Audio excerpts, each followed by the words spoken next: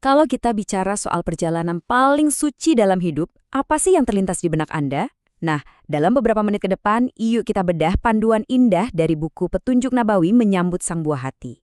Ini adalah sebuah perjalanan yang dimulai dari sebuah harapan, dari bisikan doa, sampai akhirnya kita menyambut tangis pertama Sang Buah Hati. Semuanya dalam naungan petunjuk ilahi.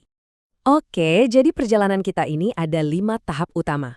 Kita akan mulai dari fase menanti dengan harapan, lalu kita lanjut mengarungi perjalanan kehamilan, terus kita akan sampai di momen puncaknya, yaitu menyambut tangis pertama, lalu gimana cara kita mengekspresikan syukur dalam ritual, dan diakhiri dengan memenuhi hak-hak pertama bayi. Langsung aja kita mulai dari yang pertama. Bagian pertama ini, saya yakin, menyentuh hati banyak sekali orang. Fase penantian. Sebuah babak yang sering kali benar-benar menguji kesabaran dan iman kita. Islam itu indah banget karena nggak mengabaikan perasaan ini. Justru kita diberi teladan dari para nabi yang mengubah penantian panjang mereka menjadi sebuah ladang doa yang nggak pernah kering. Dan coba deh kita renungkan kekuatan doa yang luar biasa ini.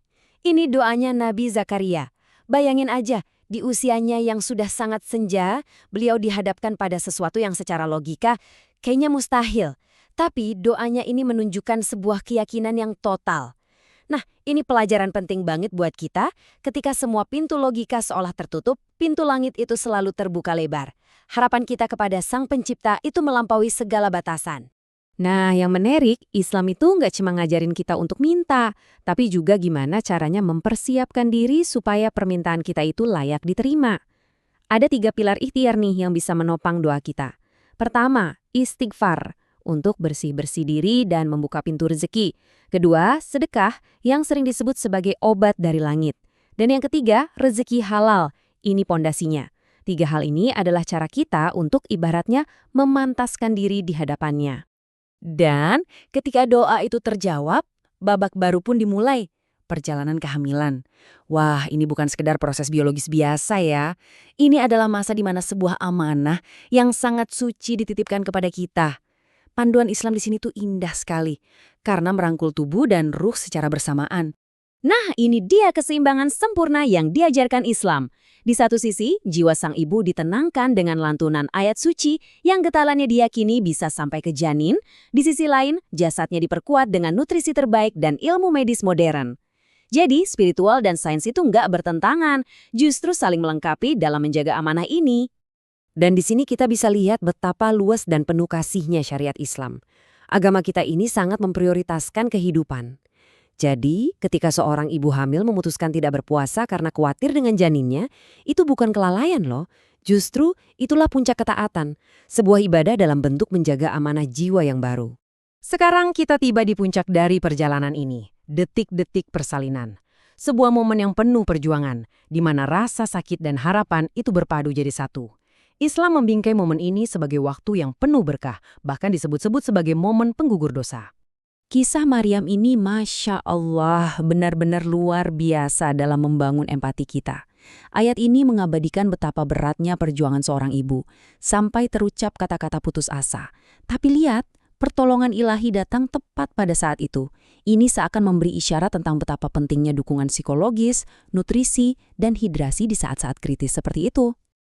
Begitu tangis pertama memecah kesunyian, ada 3 sunnah indah yang langsung menyambutnya. Pertama, tahnik, yaitu sentuhan manis kurma. Dan ini terbukti secara medis bisa mencegah gula darah rendah pada bayi baru lahir loh. Keren kan? Kedua, tasmiyah, hadiah doa pertama kita dalam bentuk nama yang indah. Dan ketiga, cukur rambut, sebuah ritual kebersihan yang digabungkan dengan kepedulian sosial lewat sedekah. Oke, setelah menyambut si kecil, wujud syukur utama yang diajarkan adalah melalui ritual akikoh. Ini penting untuk dipahami, akikoh itu bukan sekedar pesta atau syukuran biasa ya, tapi sebuah ibadah yang punya makna sangat mendalam. Mungkin Anda bertanya-tanya, apa sih maksudnya tergadai itu? Nah, para ulama menafsirkannya sebagai sebuah simbol, seolah-olah akikoh ini adalah tebusan yang melepaskan anak dari segala hal yang negatif, membuka jalan bagi kebaikannya di masa depan, dan bahkan insya Allah bisa memungkinkannya untuk memberi syafaat bagi orang tuanya kelak. Ini sebuah investasi spiritual yang luar biasa. Aturannya pun sangat jelas dan sederhana. 2 ekor kambing atau domba untuk anak laki-laki dan cukup 1 ekor untuk anak perempuan.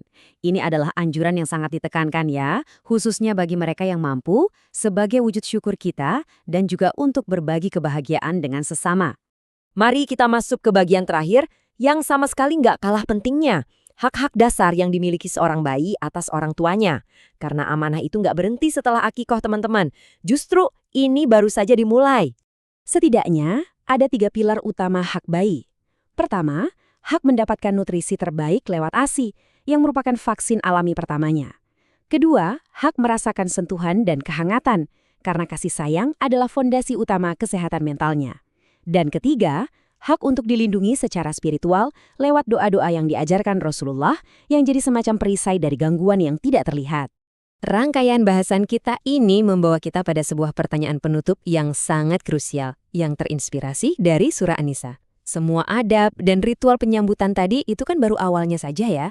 Tugas terbesar kita berikutnya adalah gimana caranya kita memenuhi hak mereka untuk dididik supaya mereka tumbuh jadi generasi yang kuat imannya.